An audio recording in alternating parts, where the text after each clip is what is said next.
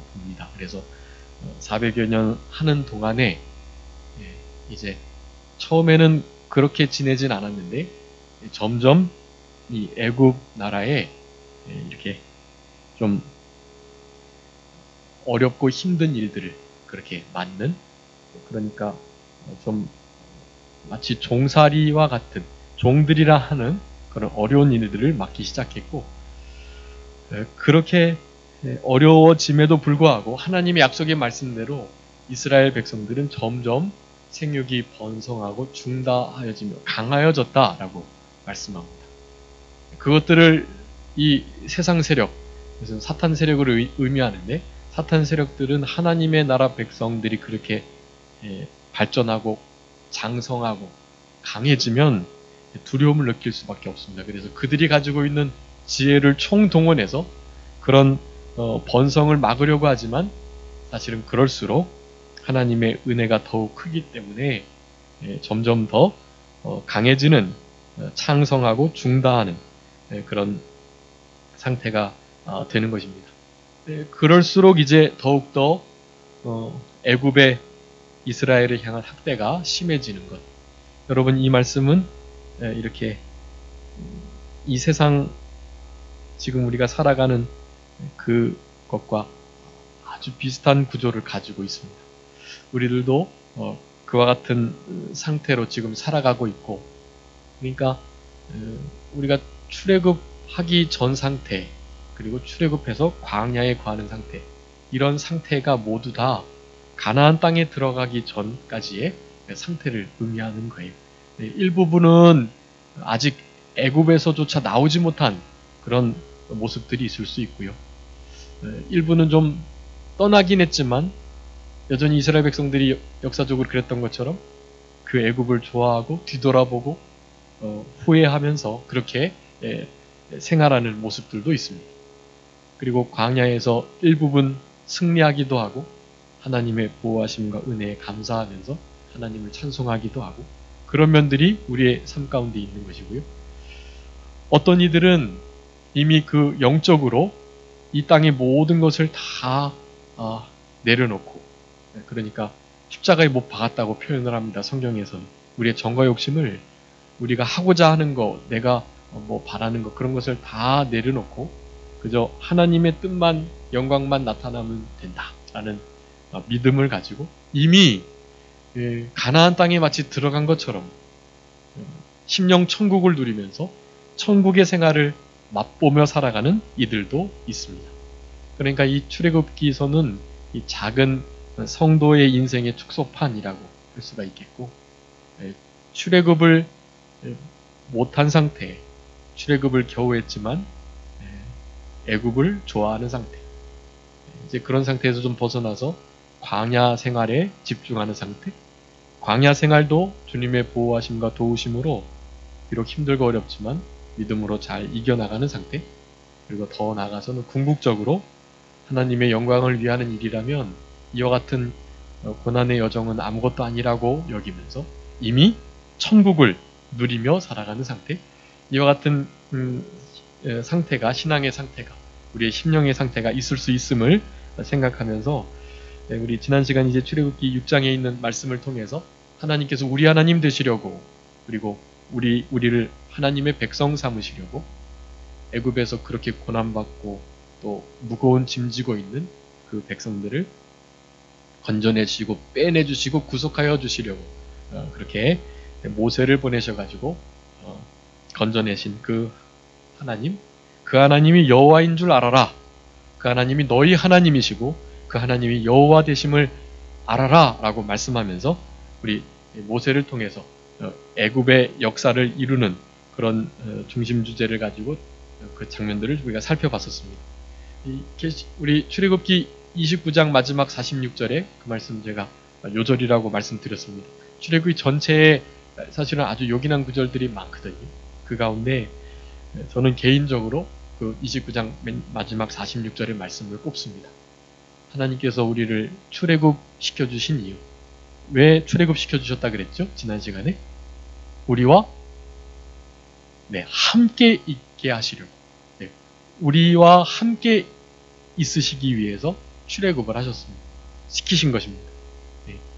우리 마가복음에 예수님께서 제자들을 부르실 때 산에 오르셔가지고 밤새 기도하시고 제자들을 부르셨는데 사탄을 쫓는 권세, 약한 자들, 병든 자들을 고치시는 그런 능력, 말씀을 잘 가르치시고 또 복음을 잘 전할 수 있는 그런 능력들을 주시기 위하여, 그래서 전도하게 하시기 위하여 부른다고 하셨지만 그것보다도 가장 먼저 제자들을 부른 이유를 그렇게 설명합니다. 마가복음 3장에서 어떻게 하시기 위해서요? 예수님과 함께 있게 하시려고. 예수님 자신과 함께 있기 위해서 먼저 제자들을 불렀다고 말합니다. 애굽에서 이스라엘 백성들을 부르신 것도 동일한 목적을 가지고 있습니다. 하나님께서는 그들 중에 거하시려고 이스라엘 백성들을 불러내셨던 것입니다. 그런 출애굽의 이 과정, 그리고 출애굽이 그렇게 될 수밖에 없는 이유에 대해서 이제 오늘 본문의 말씀을 하고 계시는 것이고, 그래서 제목과 같이 이스라엘 백성들이 무엇을 받는다고요?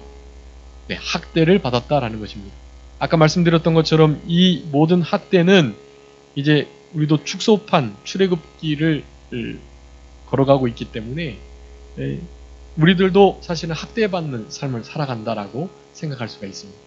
이 사탄이 이 세계를 지금 그리스도의 나라가 이루어지기 전까지 지배하고 있기 때문에 그들은 어떻게든지 우리가 번성하고 잘돼 나가고 창대해지고 또 중다해지며 번식이 많이 돼서 강성해지는, 이거 아브라함, 이삭, 야곱에게 주신 약속의 말씀이잖아요. 그 말씀대로 사실은 이루어져 가는 것, 그것을 사탄은 너무나 두려워하고 있고 결국 이루어질 줄 알면서도 그것을 대적하는, 그것이 사탄의 특징입니다. 하나님을 되게 두려워하고 떨면서 하나님이 천지 만물을 주관하시는 분, 주인이라는 걸 알면서도, 그 아들이 예수 그리스도인 줄 알면서도 사실은 그들은 그 하나님의 말씀과 예수 그리스도의 일들을 늘 대적하는, 그리고 순종하지 않는 상태, 이 사탄의 상태라고 할 수가 있겠습니다. 우리들도 하나님 말씀 듣는 것에만 그치고 하나님 말씀 좀 두려워하면서 떨기는 하는데 그렇다고 순종까지 가지 못하는 그런 상태라고 한다면 우리도 귀신의 믿음과 별반 다르지 않고요, 이 세상 속에서 살아가는 일반 불신자들과 차이가 없다라는 것을 우리는 알고 들은 바 말씀을 순종하는 우리들이 되어야 되겠고, 말씀이 이루어지는 것처럼 이 하나님의 참된 백성들은 반드시 학대와 핍박, 고난과 어려움을 당하기 마련입니다. 여러분, 그것을 이상히 여기지 마시고 그것이 당연한 줄 생각하시면서 그렇게 남은 때를 살아가시는 우리들이 되었으면 좋겠습니다. 여기 1절 말씀에 보면 야곱이 요셉의 청을 받아가지고 각기 권속을 데리고 애굽에 이르렀다. 근데 그 일은 자녀들의 이름을 기록하고 있습니다. 르우벤, 시몬, 레위, 유다. 이것은 레아가 낳은 자녀들이죠. 그리고 이사갈과 스불론과 베냐민. 이들은 레아하고 라헬이 낳은 자녀들입니다. 또 단과 납달리와 갓과 아셀, 비라와 실바, 그 몸종들이 낳은 자녀들이고요. 그리고 애굽에 있는 요셉은 당연히 라헬의 아들입니다. 베냐민과 요셉을 우리 라헬이 낳습니다. 요셉이 먼저 총리로 애굽 땅에 있었고 11 형제들을 데리고 우리 야곱이 그 애굽으로 내려가게 되었던 것입니다. 근데 아브라함과 이삭에게는 애굽으로 내려가라 그랬나요? 내려가지 말라 그랬나요? 내려가지 말라 그랬어요. 왜 근데 요셉과 또 야곱의 가족들은 애굽 가는 것을 허락하시고 그것도 400년 동안 그렇게 생활하게 하셨을까요? 차이가 있을까요? 차이가 당연히 있습니다. 아브라함과 이삭은 왜 내려가려고 그랬어요? 기근 때문에 여러 가지 어려움이 있어서 사실은 자의적으로 좀 하나님을 의지하기보다 어떤 상황을 따라서 그렇게 움직여 간 거예요. 그런데 오늘 본문의 이 사건은 상황을 따라 움직인 게 아닙니다. 그 창세기 15장에서 그 횃불 언약이 있죠. 아브라함에게 약속을 하시면서 너희들이 이방 땅에서 400년 동안 종살이 할 것이다. 그곳을 내가 건져내겠다라는 그 약속의 말씀이 이루어지기 위한 그 출발점이 되는 것이에요. 그게. 그러니까 당연히 그렇게 되어야만 했고요. 그것은 기근이 잔뜩 들어서 그 지역을 떠났다라고 하기보다 사실은 우리 야곱의 그 12 아들들, 요셉을 뺀 다른 아들들은요, 유다마저도 아주 타락한 생활을 했습니다, 사실은. 우리가 지금 수요일 날 창세기 공부하고 있는데, 이제 41장 하는데, 우리 여태까지 이제 유다까지도 야곱의 아들들이 얼마나 참 불신앙의 길을 걸었는지, 하나님의 간섭을 받기 싫어하는 거예요.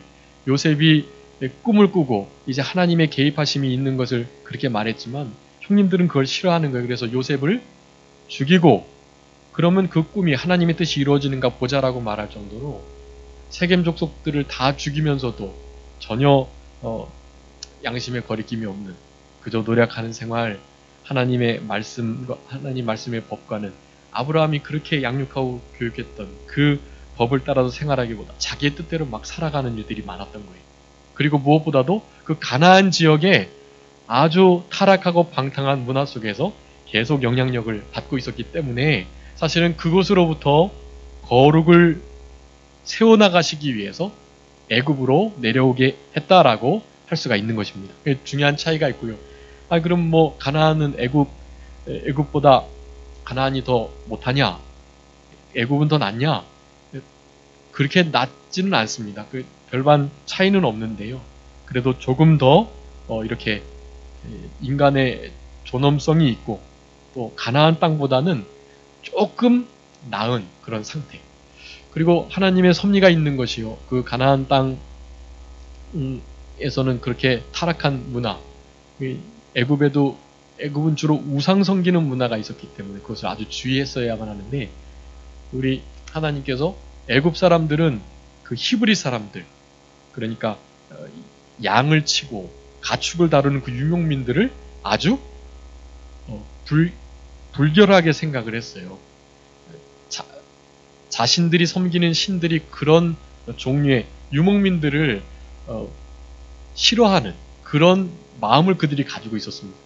그래서 사실은 이 야곱의 11 아들들이요, 요셉의 그 지혜를 따라서 사실은 애굽 문화와는 거리가 많이 떨어진 그런 곳에서 생활하기 시작하게 되었던 것입니다. 하나님의 사실은 보호하심, 그리고 애굽 타락한 문화로부터 하나님께서 보호하시는 그런 역사가 있었던 것을 우리는 알 수 있습니다. 그렇기 때문에 아브라함과 이삭의 때에 애굽으로 내려가는 것과는 좀 차원이 다른 그런 이사였던 것을 우리는 생각할 수가 있겠고, 그와 같이 아들들이 총 70인이 사도행전 7장에 보면 75인이 내려갔다고 되어 있어요. 우리가 그 70인은 좀 약수를 한 것입니다. 간략하게 그냥. 우리 수가 얼마나 되나 그러면 한 100여 명 내나 그런 표현이에요. 100명이 조금 못 될 수도 있고 넘을 수도 있고. 근데 정확한 수를 헤아려 보면 75명이었던 것을 우리가 생각할 수 있습니다. 이런 것들을 이를테면 성경에 막 오류라고 성경이 이렇게 정확하지 않고 아주 부정확하고 숫자에 대해서 좀 신빙성이 없다고 이렇게 말하는 이들이 많지만요. 그렇지 않고 그렇게 이해하시면 돼요. 창세기 오늘 출애굽기 이 말씀은 그 수를 약술한 것이고, 그리고 사도행전 7장에 나오는 75인이 정확한 수, 상수를 한 것이다 라고 보시면 되겠습니다. 이미 애굽에 있는 요셉까지 70인이었는데 그 70인이 이제 지금 7절에 보면 중다해지고 번식하고 강대해지고 그래서 가득하게 되었다라고 말을 합니다. 요셉과 그 모든 형제들 그리고 그 시대 사람들이 다 죽었음에도 계속해서 하나님의 말씀이 유효하다는 것을 알 수 있습니다. 요셉이 얼마나 위대한 하나님의 사람이었는지 이제 지금 계속 공부하고 있는데 예수님을 많이 닮은 사람이고 예수님을 많이 예표하는 그런 인물입니다. 근데 그도 어떻게 된다는 거예요? 죽는다라는 것입니다. 우리 성도님들도 다 돌아가시는 거예요. 제가 예언을 하나 드리면 여기 이제 50년 뒤에 살아 계실 분이 얼마 되지 않으실 것이라는, 저도 그때까지 혹시 살 수 없을 수도 있는, 50년 안에는 대부분 다 우리 교회 성도님들께서 다 이렇게 교체가 되시는, 지금 이제 자라나는 우리 어린 친구들이 50년 지나니까 이제 50세가 넘는 거죠. 이제 우리 성도님들 나이가 되시는 것입니다. 그때가 되면 당연히 세대 교체가 다 되고 이 자리에 안 계시는 분들이 많게 되실 것입니다. 그런 역사들은 계속되어 왔고, 원래 그것은 자연스러운 역사는 아닌데 뭐 때문에 그것이 그렇게 된 거지요? 아담과 하와의 범죄로 말미암습니다. 범죄 때문에 죽음이 들어온 거예요. 정령 죽으리라 했는데 죽을까 하노라 하면서 자기가 먼저 먹고 남편에게 주었던 이 하와와 아담의 범죄로 말미암아 이 죽음이 있게 된 것입니다. 근데 이 죽음은 당연히 하나님께서 복으로 허락하신 일이고, 예수님께서 십자가 구속을 다 완성하지 못하셨기 때문에 우리가 육체의 죽음을 맞이하는 것이 아니라, 죽음은 뭐라 그랬죠? 죽음도 은혜이다. 죽음도 은혜로 주시는 거예요. 그 죽음을 통해서 구원을 이루어가고, 이 죽음의 일을 우리에게 두셔서 하나님께서 우리에게 가르치시고 교훈하시는 면이 얼마나 많은지를 몰라요. 이 죽음은 복된 것입니다. 우리 성도들의 죽음 가운데 소망이 있고, 그 죽음 속에서도 우리는 슬퍼하지 않고 그 죽음을 우리는 잘 준비하는 그런 복된 심령으로 살아갈 수 있게 되는 것입니다. 점점 하여간 우리 교회에서 좋은 것은 다 세상이 닮아가요. 우리 믿는 성도들이 죽음을 잘 준비해야 되는 것에 대해서 늘 말을 했어요. 아주 옛날부터 그것은 말한 거예요. 한번 죽는 것은 사람에게 정하신 것이고 그의 심판이 있으니까 이 죽음을 잘 준비해라. 교회에서 늘 말하는 거예요. 근데 이제 그것을 세상에서 본따 가지고 말하고 있습니다. 웰빙이 아니라 웰다잉. 죽을 때 잘 죽는 것. 그것에 큰 목표를 두고 그렇게 살아가는 지금 시대가 되었던 것입니다. 어찌되었던 요셉이 죽었음에도 하나님의 약속의 말씀은 여전히 유효해서 이스라엘 백성들이 그 말씀대로 복의 근원이 되고 점점 강성해지는 역사가 있게 될 것이다. 물론 가나안 땅에서 그 땅을 차지하면서 그와 같은 일이 이루어질 것이지만 그 준비를 이 애굽에서 잘 감당하고 있는 그런 이스라엘 백성들의 모습을 볼 수 있는 것입니다. 요셉을 알지 못하는 새 왕이 일어났는데, 그래서 애굽을 다스리는데, 그러다 보니 문제가 생겨서 이스라엘 백성들이 애굽 백성들보다 더 많아지는 것을 인해서, 만약에 요셉이나 이들을 알았던 이들이 살아 있었다면 그들은 그런 세력들이 아니고 정말 법 없이도 살 세력이고 하나님이라는 절대신을 섬기는 참 유순한 그런 민족이었음을, 족속이었음을 알고, 당연히 애굽과 그 근동 지역을 7년의 대기근 가운데서 건져냈던 위대한 총리의 가족들이라는 것을 생각할 때 사실은 그렇게 생각할 것이 없었는데, 그런 것을 모르게 되니 이제 그와 같은 생각을 갖게 되는 것입니다. 그래서 지혜롭게 하자고 말합니다. 우리 사탄의 지혜로움은 대적함, 거짓, 살인, 그런 것이고요. 그들의 긍휼도 잔인이라고 자문에서 말합니다. 악한 자의 긍휼은 볼 것이 없어요. 이제 점점 이제 보시면 알겠지만, 심지어는 이제 아이를 낳으면 남자면 어떻게 하라고요? 처음에는 이제 산파를 통해서 간접적으로 죽이게 했는데, 이제는 그렇게 하지 않고 더 나아가서 하수에 그냥 버리라고 말하는 거예요. 물에. 나일강에 빠져서 죽여버리라고 말을 하는 것입니다. 악한 자들의 인간의 조럼성 당연히 없을 수밖에 없고요. 그런 악의 세력에 가장 근접한 사회의 모습, 공산주의라고 할 수가 있습니다.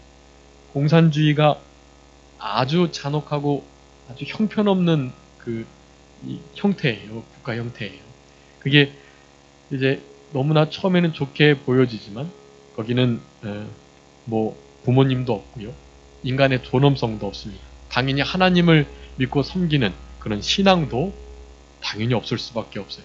왜냐하면 궁극적으로 똑같이 살아야 된다고 하면서 그 똑같이 살면서 남겨지는 그 잉여의 모든 재산을 그 공산 당원들이 독점하고 있기 때문에 결코 그 체제는 이 세상을 유토피아로 만들 수 있는 체제가 아니라는 것을 우리는 알아야만 합니다. 근데 그것을 모르고 지금 우리 그 김정은 북한의 지도자가 얼마나 유명한 젊은 아주 젠틀하고 참 멋진 지도자로 지금 이렇게 추앙받고 있어요. EBS에서는 뭐 그런 방송도 하고 그런 종이 인형도 만들고 하고 그랬다 그러더라고요. 참 이렇게 정신이 지금 빠져 있는 상태입니다. 그렇게 잔혹하고 제대로 정신이 박혀 있나라고 생각할 정도로 판단을 잘 못하는 그런 지도자가 없어요, 사실은.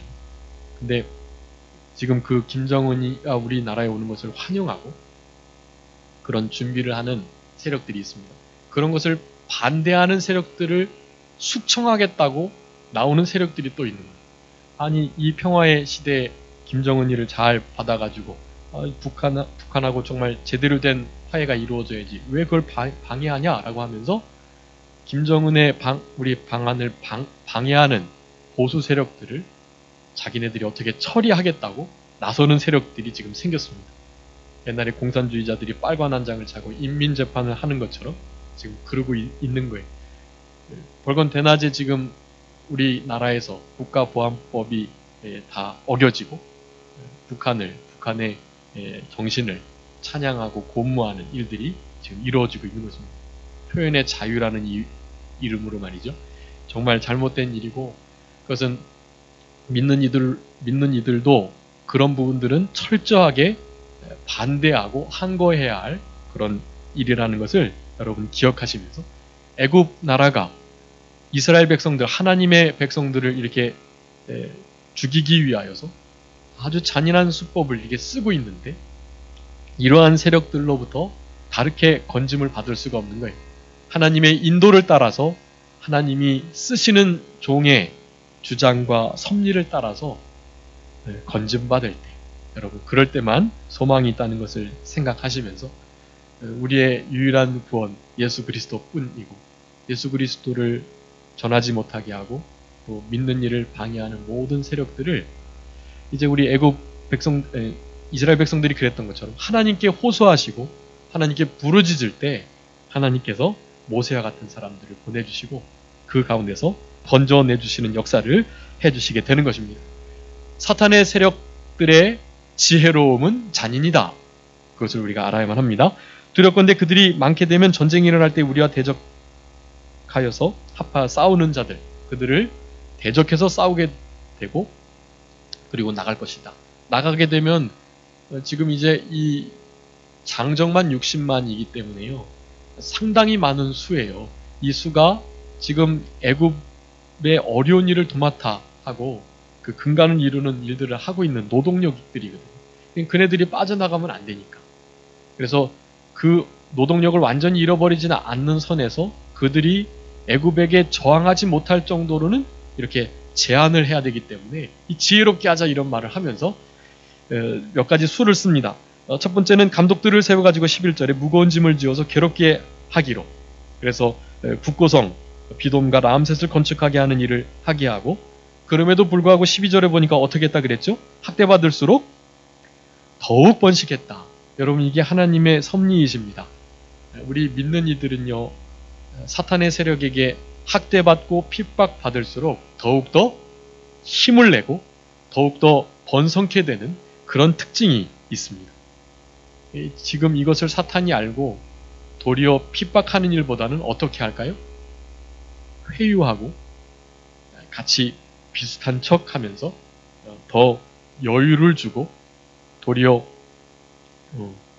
미지근한 물에 빠뜨려서 점점 물을 데워가지고 결국 뜨겁게 그렇게 죽이는, 사실은 그런 방법을 지금 쓰고 있다는 것을 우리는 알아야만 합니다.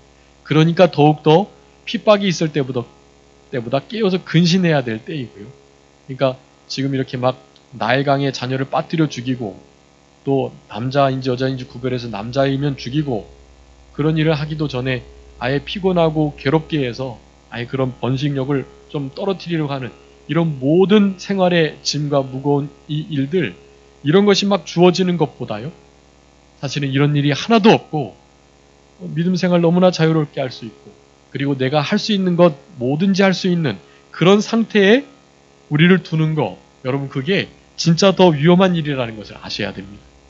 지금이 딱 그런 때예요. 그런 때에서 이제 우리가 타락할 대로 타락하면 이 상태에서 이제 다시 강경책을, 채찍을 들어가지고 막 믿는다고 하면 잡아 죽인다고 하고, 강물에다가 아이들을 빠뜨린다고 하고, 이런 일이 있게 되면 그동안의 신앙이 제대로 길러져 있지 못하기 때문에 그런 강경책에 넘어지게 될 수밖에 없는 것입니다. 지금 그런 때를 지금 딱 맞았습니다. 여러분, 그러니까 우리는 강경책이 오든 회유책이 오든 어떠한 사탄의 미혹이 오든 거기 결코 넘어지지 않도록 우리 신앙을 굳건히 해야만 합니다. 오직 하나님의 영광을 위하여 부활의 신앙을 가지고 하나님의 나라와 의가 이루어지는 일에 모든 마음을 써야만 하고, 이 최고의 가치를 하나님의 영광에 두어야만 하는 것이, 다른 그 무엇에 두어서는 결코 이 마지막 대환란을 이겨낼 수 없는 우리들이 될 수밖에 없다는 것을 아셔야 되겠습니다. 이스라엘 자손의 역사를 엄하게 해가지고 고역으로 괴롭게 하는 일을 14절에 계속했는데, 흙 이기기, 벽돌 굽기, 농사의 여러 가지 일들, 그거 시키는 일 하나하나가 다 엄했다고 말합니다. 그럼에도 불구하고 하나님께서 힘을 주셔서 더욱더 번성하고 창성케 되었다. 이제 중요한 신앙의 인물이 두 사람이 나오는데요. 애굽 왕이 이제 또 다른 방법을 고안합니다. 히브리 산파 십부라하고 부하라 하는 자를, 아마 그때 당시에 뭐 이런 산파들이 많이 있었을 것인데 그 중에 아마 대표자들인 것 같아요. 십부라와 부아라는 이 산파를, 히브리 산파인데 이들을 불러가지고 조산할 때 남자여든 죽이고 여자는 살려라 라고 말을 합니다. 그래서 그 산파들은 이 바로 왕의 엄미한 명령을 받고 그 일을 하려고 하는데, 17절에 보니까 산파들이 누구를 두려워했다고요? 네, 하나님을 두려워했습니다. 여러분, 이 신앙이 아주 중요합니다. 하나님을 두려워하는 신앙이 있어야만 사람의 말을 따를까 하나님의 말을 따라야 되나 갈등이 될 때 하나님의 말씀을 따르는 자가 되는 거예요. 산파는 사람을 살리는 자고 또 생명을 살리는 자들인데 어떻게 그 남자라고 죽일 수가 있겠어요? 그 명령은 사실은 따르면 안 되는 것입니다. 그런 것은 악법도 법이니까, 바로 왕의 명령이니까 따라야 된다, 그런 식으로 말하면 안 돼요. 하나님의 법과 하나님의 성품이 세상의 법과 부딪힐 때 당연히 우리는 세상 법이 하나님께로부터 온 것이 맞지만 세상 법을 어기고 하나님의 법을 따라야만 하는 것이, 우리 신산참배할 때나 여러 가지 우리 전 세대의 그 신앙인들이 그거 잘못했습니다. 하나님의 일이라는 국가의 일이라는 미명하에 여러 가지 우상 숭배와 하나님의 뜻에 맞지 않는 일들을 찬동하고, 그 일에 특별히 산파와 같은 이 교육자들이 타락해서 돈에 매수당해가지고 바른 신앙으로 좁은 길 가려고 힘쓰는 성도들을 도리어 미혹해가지고 같이 큰 죄악의 구렁텅이에 빠지는 일들이 많이 있었어요. 그 중에 하나가 신사참배 문제입니다. 신사참배 그거 우상에게 절하는 거 아니고 국가기관의 한 예식에 불과하니까, 그 국가기관 모든 권력 하나님께로부터 나온 건데 당연히 그거 순종해야 된다, 이렇게 말해가지고 신사참배를 다 하도록 권유했습니다. 근데 그것이 아니라고 주장하는 목사님들과 성도들이 있었고, 그런 이들 때문에 그런 남은 자가 있었기에 우리 지금 대한민국이 있는 것이다 라고 할 수가 있겠습니다. 이 히브리 산파들은 하나님을 두려워함으로 사람의 말 듣는 것보다 하나님의 말을 듣는 것을 택하였던, 사실은 목숨을 바꾼 것이라고 할 수가 있겠습니다. 하나님의 말씀, 생명을 살려나가고 또 하나님의 맡겨주신 그 사명, 산파의 사명이 사람 살리는 일인데 당연히 죽일 수 없죠. 그래도 그 산파들이 좀 중요한 인물이었는지 명을 어겼다고 바로 죽이지 않고 불러가지고 묻습니다. 어떻게 남자를 살렸냐라고 물어보니까 권장에서 산파가 이르기 전에 해산을 이미 했습니다라고 말합니다. 이거 흔히 그 흰 거짓말이라고 여겨지는 말씀이긴 한데요. 더 사실은 거짓말하지 않고도 지혜롭게 할 수 있어요. 우리 히브리 산파로서 히브리 그 여인들에게 어떻게 하면 우리가 가기 전에 아이를 잘 낳을 수 있는지 미리 다 교육을 하고 실제로 가기 전에 먼저 다 낳을 수 있었던 것이에요. 그러니까 그 남자인지만 보지 않으면 되는 것이니까요. 그리고 잘 조산하는 걸 돕다가 낳기 바로 전에 싹 나와 있을 수도 있는 것이고, 그렇게 해서 실제로 보지 않음으로 산파 없이 히브리 사람들이 아이를 낳는 그런 역사를 통해서 지혜롭게 거짓말하지 않고도 왕의 명령에 잘 변명을 할 수 있었던 것, 하나님이 주신 지혜라고 할 수가 있겠습니다. 그랬는데 그와 같이 목숨을 걸고 왕의 명령을 거역했던 이 히브리 산파, 즉 하나님을 경외했던 그들에게 20절에 보니까 어떻게 했다고요? 20절에 산파들에게 은혜를 베푸셨다. 여러분, 하나님을 두려워하는 자들에게 하나님께서 주시기로 약속하신 그 은혜가 큽니다. 하나님을 두려워하고 하나님을 경외하는 자에게 예비하신 은혜와 복이 얼마나 큰지 우리 지다롱 목사님 말씀하셨잖아요. 그 목이 막 쌓여 있대요. 어휴! 막 그러면서 막 쌓여 있는 거죠. 이게 너무 많이 쌓여 있어가지고 자기도 감당할 수 없을 정도. 본인도 그렇게 쌓여 있는 줄 몰랐는데 하나님 좀 두려워하면서 생활해 보니까 얼마나 그 은혜가 많이 쌓여 있는지. 일회 선교회를 하면서 그렇게 간증을 하시더라고요. 어디서 그렇게 헌금이 들어오는지 별로 자기는 말도 하고 다니지 않는데 계속해서 후원금이 들어와서 예전에는 10만 원씩, 이전에 20만 원씩, 이제 지금은 30만 원씩 이렇게 교회를 다니면서 일일 사경회 하고 본인이 받은 강사비도 헌금하고 일회 선교회에서 충분히 그 교회를 그렇게 30만 원씩 도울 수 있는 그런 일을 계속해 나갈 수 있도록 하나님께서 사용해 주신다는 거예요. 하나님께서 하나님을 경외하는 자들에게, 하나님을 두려워하는 자들에게 쌓아두신 그 은혜, 그 은혜가 얼마나 큰지 그렇게 증거하고 다니시는데 산파도 그렇습니다. 여러분, 우리 히브리 산파와 같아야 하겠습니다. 사람 말 듣지 않고 하나님을 기쁘시게 하랴 사람을 기쁘게 하랴. 하나님의 말을 듣는 것이 옳으랴 사람의 말을 듣는 것이 옳은가 라고 기준을 삼으시고, 목숨을 잃을지라도 목숨을 잃는 자가 얻는다고 우리 예수님께서 말씀하셨으니까 하나님 말씀과 목숨을 바꾸셔가지고 하나님이 주시는 이 은혜, 하나님을 두려워하는 자에게 주시는 그 은혜를 늘 맛보면서 살아가셨으면 좋겠습니다. 오늘 여호와의 영광을 구하는 일, 주의 영광을 보여달라고 기도했던 그 모세를 닮아가는 사람들에 대해서 오늘 오전에 살펴보면서 은혜 받을 자에게 은혜를 베풀어 주시고 긍휼히 여길 자에게 하나님 긍휼히 여겨 주신다. 은혜와 긍휼을 바라보고 사모하라고 말씀을 드렸는데 그것이 여호와의 영광을 구하는 자들의 모습이라고 말씀드렸는데, 거기 이제 오늘 시간 수 증거하지 못했지만 그 주보에 보시면 어떤 자들에게 하나님이 은혜 주시는가 딱 두 가지 사람을 성경에서는 아주 강하게 말하고 계세요. 첫 번째는 겸손한 사람, 두 번째는 하나님을 경외하는 사람. 하나님을 경외하고 두렵고 최고로 사랑하며 섬기는 자와 아주 겸손한 자에게 하나님은 은혜를, 더욱 큰 은혜를 쏟아 부어주신다고 말씀합니다. 긍휼을 베풀 자들은요, 하나님 앞에 자복하는 자, 그리고 말씀으로 인하여 고난받는 자, 하나님께서 긍휼히 여겨주신다. 긍휼히 여김과 은혜를 얻기 위하여 그것을 바라고 소망하는 그 생활 태도를 우리 하나님께서 기뻐하신다라고 말씀하며, 그런 자들을 하나님께서 쓰시고 하나님의 영광을 나타내게 해주신다라고 말하는 것입니다. 21절의 산파는 하나님을 경외하였으므로 하나님이 그들을 집으로 왕성케 했다. 자기들에게 은혜를 주실 뿐만 아니라 그 집에게도 은혜를 주셔서 그 신앙으로 말미암는 복이 자녀들에게까지 미쳐질 수 있도록 하셨다라는 것을 말하는 것입니다. 그러면서 바로가 이제 최고의 단계를 높여서 남자가 나거든 아예 하수에 던져라 라는 말을 합니다. 여러분, 이 일이 잘못된 일이고 그래서 많은 사람이 아마 죽었을 것인데 모세도 사실은 이렇게 해서 던져지게 되었던 거예요. 근데 이 일이 없었다면 모세가 갈상자에 담겨 바로의 공주에게 발견되는 일이 없었을 것입니다. 여러분, 우리 로마서 8장 28절에 있는 것처럼 하나님을 사랑하고 그 뜻대로 부르심을 입은 자들에게는 모든 것이 합력하여 선을 이루는 거예요. 우리가 목숨도 잃고 죽을 고비에 있지만 사실은 그 모든 것을 누가 다스리십니까? 하나님이 다 통치하고 계세요.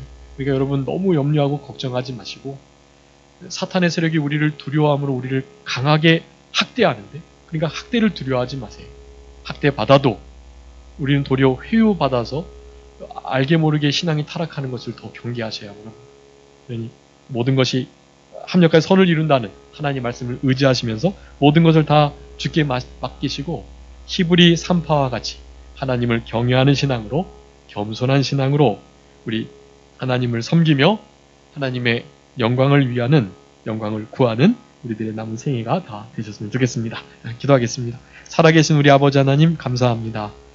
학대받는 이스라엘과 같이 우리들도 이 땅에서 믿음으로 살아가려 할 때 끊임없이 회유와 또 핍박과 학대가 있을 수밖에 없는데, 경건히 살고자 하는 자는 핍박을 겸하여 받겠다고 말씀하셨고, 우리 예수님의 십자가를 따르는 자들, 예수님의 뒤를 따르는 참된 제자들에게는 당연히 큰 환난과 세상이 그들을 예수님을 미워했던 것처럼, 잡아 죽이려 했던 것처럼 우리들 또한 잡아 죽이려 하고 미워하는 일들이 당연히 있을 수밖에 없음을 기억하고, 그 모든 상황 속에서 두려워하지 아니하고 그들은 도리어 우리의 밥이다 라고 말하면서 하나님의 절대주권과 하나님의 그 은혜로우신, 신실하시고 의로우신 그 섭리를 인정하는 그러한 신앙으로 모든 거 다 주께 맡기고, 우리 주님께서 합력하여 선을 이루실 줄 믿고 주님의 통치하심을 의지하면서 그 모든 일을 주님께 온전히 맡기는 우리들의 신앙이 됨으로 말미암아 우리 아버지 하나님이 주시는 예비하신, 하나님을 경외하는 자에게 주시고자 약속하신 그 모든 은혜와 복을 다 받아 누리는 우리들, 복된 한 해가 되게 하여 주시옵소서. 아버지 하나님, 감사합니다. 이렇게 1월 신년 첫 주일을 하나님께 오전 오후 온전히 드릴 수 있도록 은혜 주신 것을 감사합니다. 하나님, 2019년도에도 우리와 함께 동행해 주시고 우리의 일을 통해서 하나님 영광 받으시는 일만 나타날 수 있도록 도와주시기를 간절히 바라옵고, 주님께서 원하시는 그 주님의 영광을 위한 새 일을 우리들을 통하여 우리들에게 허락해 주시기를 간절히 바라옵고, 우리의 삶 가운데 여러 가지 어려움과 고통과 아픔의 문제들, 절망과 또 낙심할 만한 일들이 있을 때 우리 아버지 하나님께서 찾아가 주셔서 위로하시고, 우리 주님이 말씀으로 격려하시고 또 새 힘을 주시는 그 역사로 말미암아서 그저 그 모든 어려움들을 넉넉히 감당할 수 있는 그런 성숙한 신앙으로 점점 자랄 수 있도록 주님 권고해 주시기를 간절히 바라옵고, 감사하오며 예수 그리스도의 이름으로 기도 올리옵나이다. 아멘. 찬송하시겠습니다.